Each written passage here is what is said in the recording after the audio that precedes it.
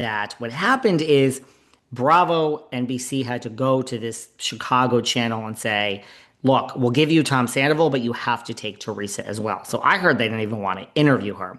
But regardless, she's there to promote her Chicago shows. That's fine. Of course, they're going to ask you about RHONJ because even before this question, which caused her to walk out of the interview, she seemed annoyed to me in watching this clip. They asked her about the future of RHONJ and are you going to come back? And even with that question, she seemed annoyed. I've said this before on this podcast. Teresa seems annoyed in every fucking interview she does. It has nothing to do with whether I like her or not. She just seems annoyed. It's like if your people aren't coming to your Chicago show just because you're Teresa. You are there to promote it. They are going to ask you other questions. That's how it works. So before any of what we're about to talk about, she just seemed annoyed when they even asked her about the future of RHONJ. And she gave the same answer. I'm the OG. Of course, I'm going to come back, but that's up to Bravo. Okay. Mind you, there's a lot of people that have come on this podcast throughout the years. I'm always ready for someone to walk out. I would love for someone to walk out at me. I think that alone, yes, it makes you go viral. The one caveat I have to say in Teresa's favor is I always say this to Sarah. I'm so shocked that, like, I could think of maybe on one hand when one or two people very politely, very professionally have steered me away from asking the question and basically said they don't want to talk about something. It's always shocking, like when a Tamara Sue Waddle was on this podcast and she goes viral for what she said. It's like, bitch, if you didn't want to answer the question, you should have just said, I don't want to answer that. You can say that in a professional way. So I guess if I'm going to give any credit to Teresa, good for you for getting yourself out of a situation you didn't want to be in. But I mean, bravo, bravo, bravo to this guy from yeah, this is what people want to know, Teresa. So she goes on, they're talking about her shit show that's not selling. I shouldn't say that. That's not very nice. They ask her about RHONJ. She seems annoyed. And then I'm really looking for the guy's information because this guy, Larry Potash, who is one of the people that works at WGN in Chicago, asked her, let me just get it. He said, after the New Jersey question, he said, how does a family go for years without paying taxes? And Teresa, thinking on her feet, she's really smart. The pea brain says, whose family? Whose family are you talking about? And I don't know what she thought the guy was going to say when she asked that question. He said, your family. So they ask her about the upcoming show to sell her tickets. They ask her about RHONJ. And then the guy says, how does a family go several years without paying taxes? And she says, whose family? Whose family are you talking about? And he says, your family. I'm talking about your family. Your family who apparently you owe $3 million in taxes. And she couldn't believe the question.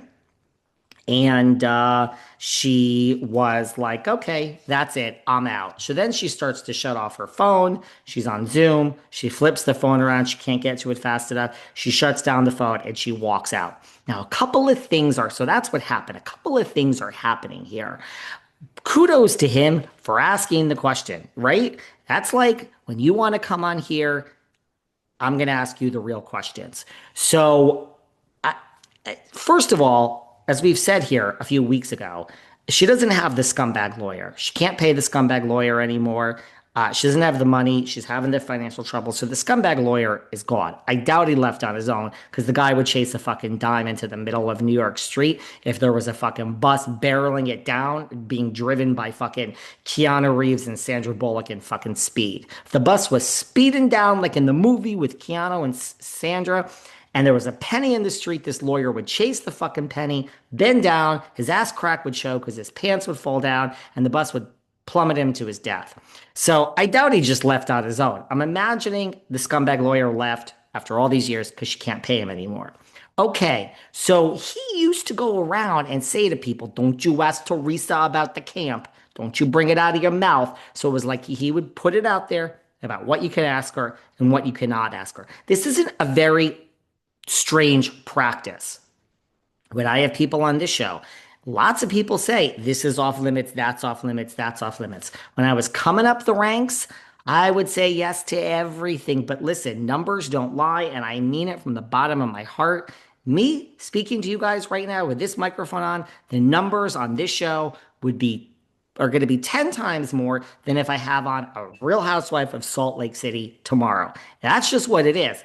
I don't necessarily understand that, but that's what it is. You guys want the real truth from someone like myself. You don't want these fucking fake. I think it's just that you guys are smart and you know that a lot of it is just media trained bullshit and these long form interviews and you don't want to hear it. So there you go. So when in the beginning I said yes, yes, oh, we won't ask this, we won't ask that. Then I started pushing back. Now I push back. Like I'm not having Teresa on my show if I can't ask about the taxes. No, thank you. Now, like you look at the Kardashians. So I think my point is she doesn't have the lawyer anymore because he obviously wasn't there to say this is off limits or that's off limits. Doesn't seem like she has any PR. I mean, we already said she doesn't have the lawyer a few weeks ago. Doesn't seem like she has any PR because it doesn't seem like anyone is fielding these questions and saying you can't ask about this or you can't ask about that. Okay.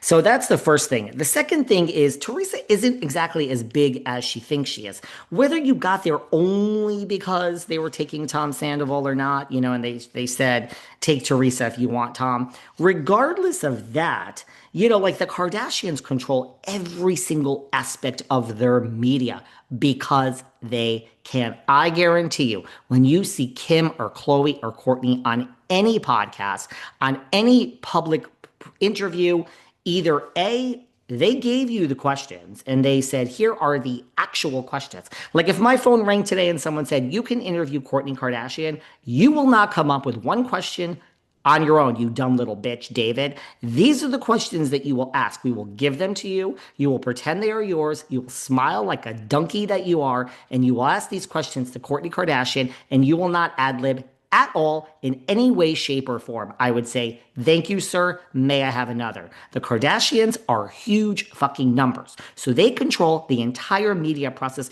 Do you realize if you interview Kim Kardashian, you cannot even you cannot even go on the internet and find a picture of her that you want to post.